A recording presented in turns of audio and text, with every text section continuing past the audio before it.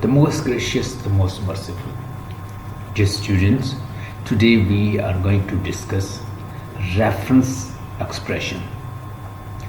We'll discuss what is reference expression and what is reference in semantics. We'll discuss all.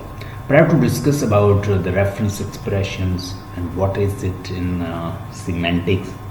I'd like to discuss a bit about what is didactic. Please write it down. Didactic.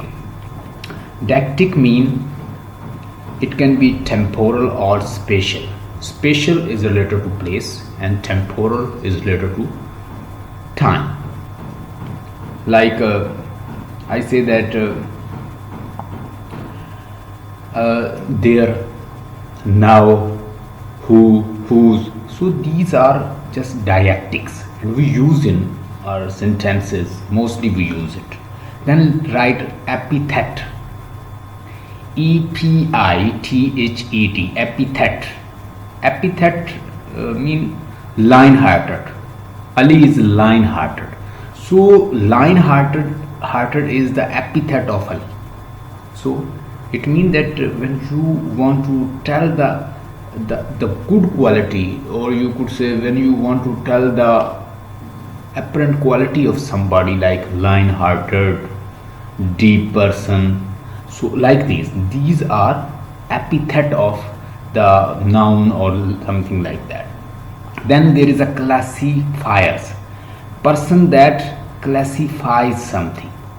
ठीक है, जो चीज़ किसी चीज़ को classify करता है उसको हम क्या कहते हैं? क्लासीफायर्स. उसके बाद होता है, जैसे क्लासीफायर बनेगा Chinese language, Urdu language, Japanese language, English language, तो ये उसका क्लासीफायर है. मीन्स से it is a classifying noun और something like that. Then qualifier. Qualifier क्या होता है? What is qualifier? Qualifier shows degree, like very, somewhat, deeply, extremely. So it qualifies, tells degree, to what extent something is involved in something. So we use qualifier. Then things denotes object or task or something like that. So let's start. Her sentence के अंदर एक head होता है और head के साथ होता है प्री मॉडिफायर होता है और post modifier. Kindly right one sentence. The two high stones wall along the road side. The two high stone wall. आपको पता है कि वॉल जो है इस सेंटेंस के अंदर, the two high stone walls along the road side. The two high stone walls along the road side. अब अलोंग द रोड साइड और टू हाई स्टोन जो है ये एक पोस्ट मॉडिफायर है, यानी ये पोस्ट मॉडिफायर है और अलोंग द रोड साइड उसका पोस्ट मॉडिफायर है और एक प्री मॉडिफायर है. इस सारे सेंटेंस के अंदर अगर आप हेड को तलाश करें, हेड हमेशा नाउन होता है, तो इसमें एक नाउन है जिसको कहते हैं वाल. वाल इसके अंदर एक हेड है और उससे पहले जो आ रहा है, जो सेंटेंस आ रहे हैं, जो पार्ट ऑफ सेंटेंस आ रहा है वो उसका प्री मॉडिफायर है. जैसे the two high stone wall. Two high stone wall क्या होगा? यहाँ पे वाल हमारा नाउन है जिसको हेड भी कहते हैं और हेड से पहले जो चीज आएगी वो क्या हमारी होगी? Pre modifier. जो उसके बाद आ रही होगी वो क्या होगी? Post modifier. तो इसको मैं फिर इस तरह डिनोट करूंगा या मैं इसको इस तरह हाईलाइट करूंगा कि द टू हाई स्टोन को नीचे अंडरलाइन कर लें, इसको मैं लिखूंगा प्री मॉडिफायर, वाल को हेड लिखूंगा और वाल के बाद जो पार्ट ऑफ सेंटेंस आ रहा है इसको मैं कहूंगा लॉन्ग द रोड साइड को मैं पोस्ट मॉडिफायर लिखूंगा. Just I want to just give you little idea about this. No start. Reference expression तब बनता है कि जब बोलने वाले के माइंड में वाज़ेह इमेज मौजूद हो अगले नेक्स्ट बंदे का, जिसके बारे में वो डिस्कस कर रहा होता है, तो उसको हम कहते हैं कि ये रेफरेंस एक्सप्रेशन है. जैसे is it always the case that every expression has referent.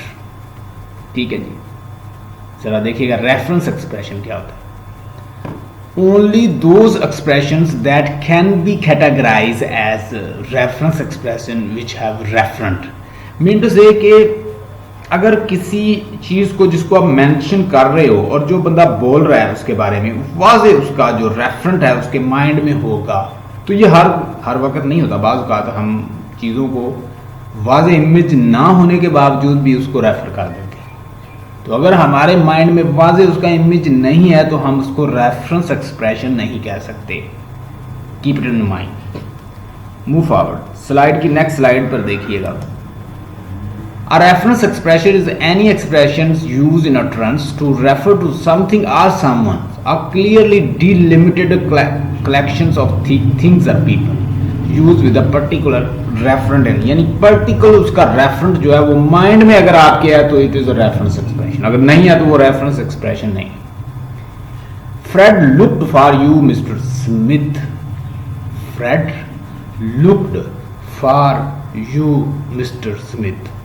Fred जो है finding was finding for you, he was finding. कौन कह रहा है? फ्रेड जो है, फ्रेड जो है वो तुम्हें तलाश कर रहा था। इसका मतलब है कि वो जो जिसको तलाश कर रहा था मिस्टर स्मिथ जो है उसके माइंड में वाज़े। अब जिसके बारे में वो बात कर रहा है, मिस्टर स्मिथ से बात कर रहा है, और जो बता रहा है उसके माइंड में बिल्कुल वाज़े है। उसकी इमेज भी साथ मैंने बना के दिखाई, अगर आप देख लें तो वो हम इसे कहेंगे ये रेफरेंस एक्सप्रेशन है। The speaker has particular person in mind when he say Fred. Fred is referring to expression. इसको हम कहेंगे reference expression, referring expression. A man was in here looking for you last night, Mr. Smith. अब इसके mind में भी है, जो आदमी को वो तलाश कर रहा था। A man was looking for you last night, Mr. Smith. Mr. Smith last night में एक आदमी तलाश कर रहा था, उसका माइंड उसके बिल्कुल साथ इमेज बनी है, आप देख सकते हैं। The speaker has a particular person in mind when he says a man in his utterance is referring expression. Put a piece of ginger as big as a man's finger. अब ये कोई वाज़े नहीं। A man in his utterance is not a referring expression because it does not refer to a particular man. अब कोई ख़ास बंदे की फिंगर या कोई इस तरह की उसके पास वाज़े नहीं है, तो इसको हम क्या कहेंगे? It is not a reference expression. ये एक्सप्रेशन जो है वो रेफरेंस एक्सप्रेशन नहीं है। क्यों नहीं है? Because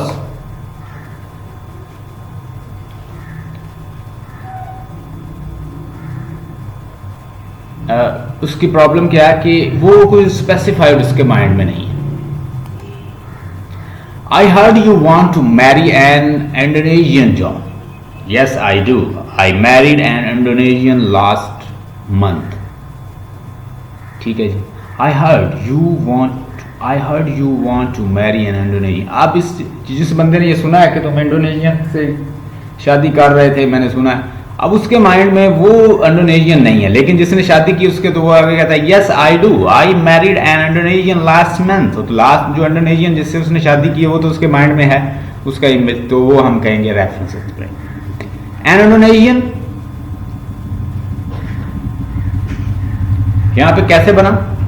N Indonesian in Mr Red's utterance can be can't be a reference expression और नॉट बी और can not be referring expression, क्योंकि इसे हम कह भी सकते हैं ना भी, लेकिन जिसने उससे शादी की उसके तो माइंड में है ना। But in John's utterance is a referring expression. ठीक है जी। John is my best friend, he is very polite man. John is my best friend, he is very polite man. Definite noun phrases such as the proper names, John's, personal pronoun he, she, it, and longer expression the man who sit in the corner are most frequently but not always used as, यानी अक्सर वो reference expression होते हैं लेकिन always नहीं। हम कह सकते most frequently use as reference expression, यानी वो अक्सर जिसको डेफिनेट कर दिया जाता है वो रेफरेंस एक्सप्रेशन होता है, लेकिन वो कहता है हमेशा नहीं। आप उसे क्लेम कर सकते हैं कि वो reference expression. Define non-phrase but not referring expression. He is, if everyone ever marry Nancy, he's in for a bad time. He's in for a bad time. तो इन टाइम, अब एवरीवन जो है ये कोई डेफिनेट नहीं है. Every man who owns a donkey beats it. The person who did this, the person who did this must be professional. Smith's murder must be insane. अब ये जो है तकरीबन चूंकि इनडेफिनेट हैं तो ये रेफरेंस एक्सप्रेशन नहीं है.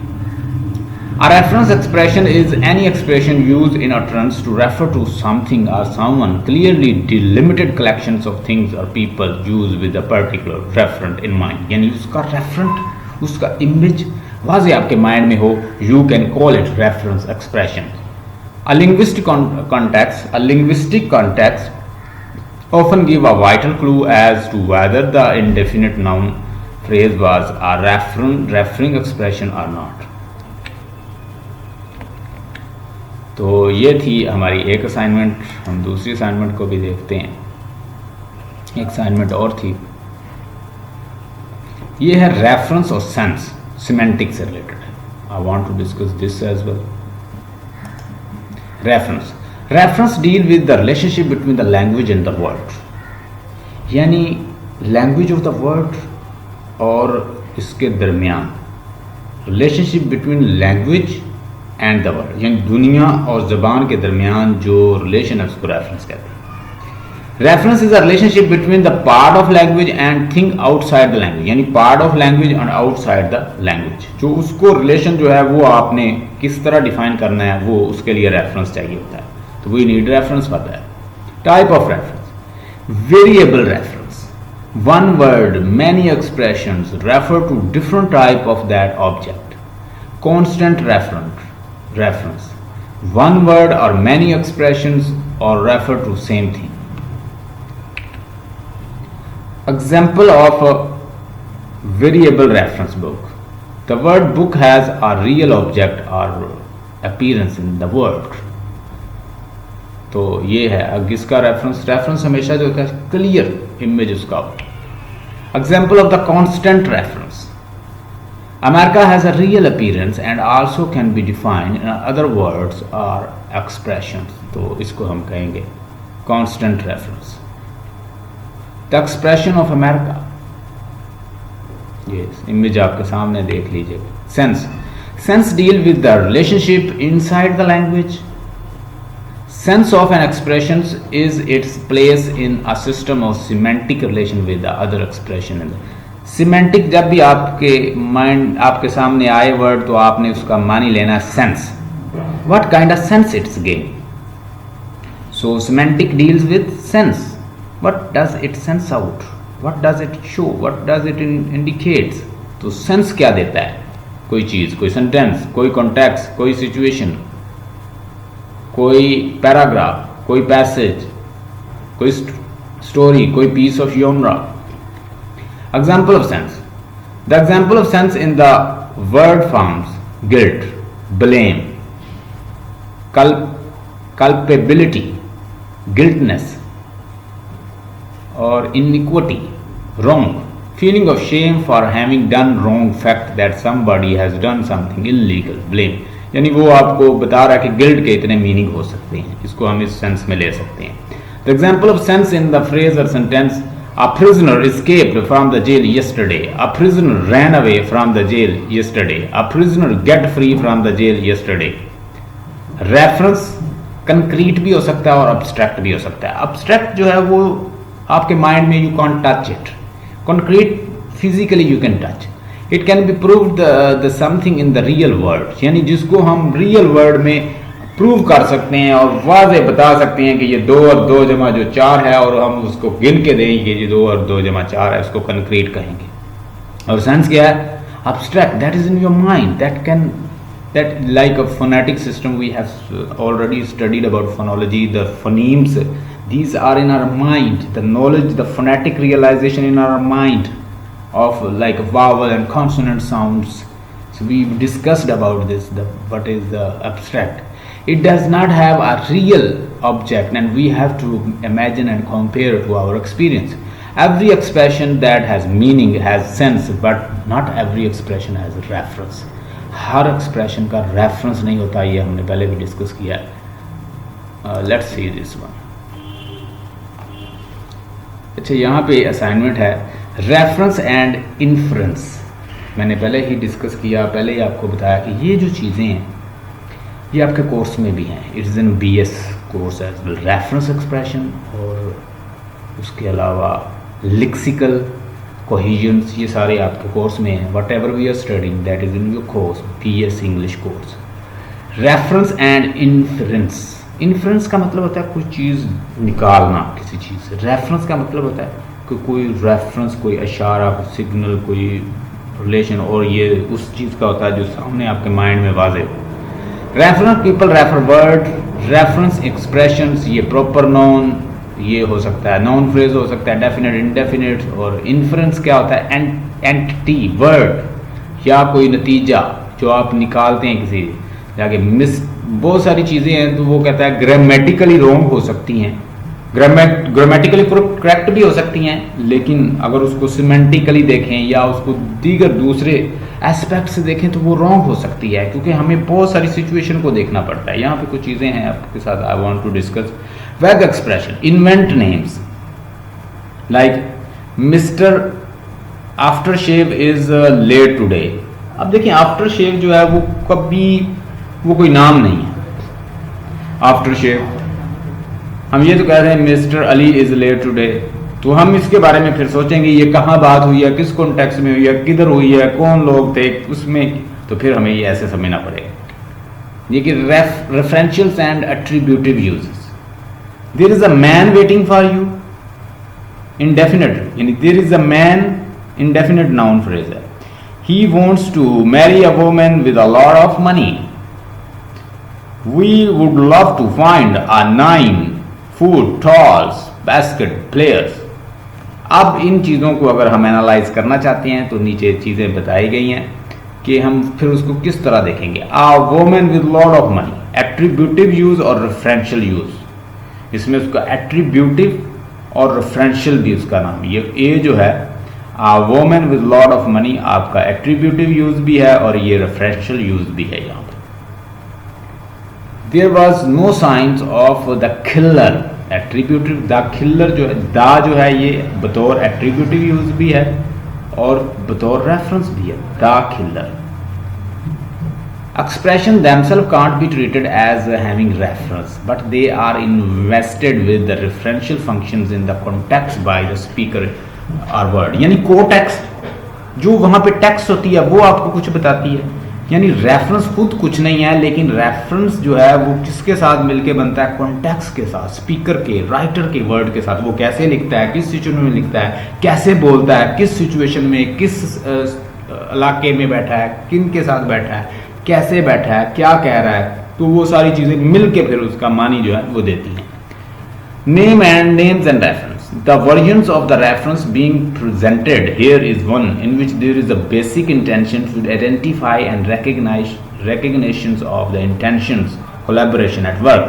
This process need not only work between one speaker and one listener, it appear to work in terms of convention between all members of community।